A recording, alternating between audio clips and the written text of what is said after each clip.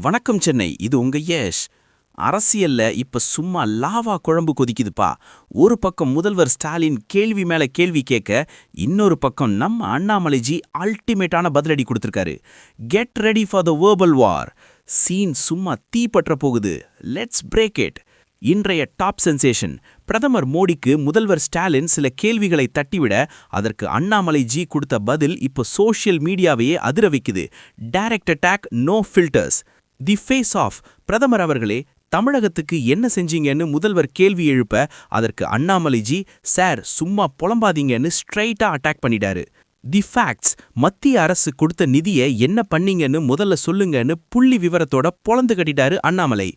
Chennai to Delhi இப்போ அரசியல்ல சும்மா ஹை இன்டென்சிட்டி டிராமா ஓடிக்கிட்டு இருக்கு.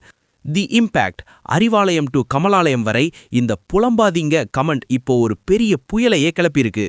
கண்ணா, கேள்வி கேட்கறது ஈஸி, ஆனா அதுக்கு லாஜிக்கோட பதில் சொல்றதுலாம் கெத்து.